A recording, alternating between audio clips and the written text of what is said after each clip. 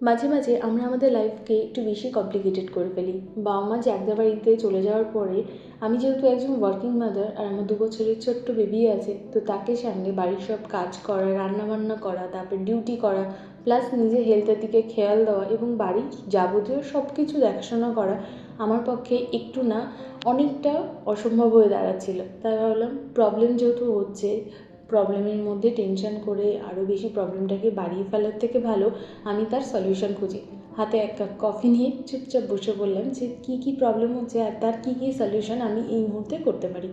তো আমার এটা মনে হলো বাড়ির কাজের জন্য যদি আমি একজন হাউস হেল্পকে পাই তাহলে আমার অনেকটা হেল্প হবে।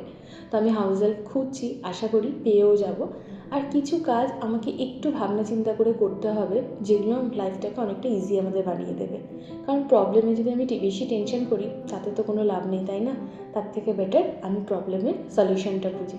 আর এখানে দেখেছো রাগ ভাঙানোর চেষ্টা চলছে। না, আমি নেবো না। তুমি দুষ্টুমি করবে কেন? তাহলে না, আগে আগে বলো, তুমি দুষ্টুমি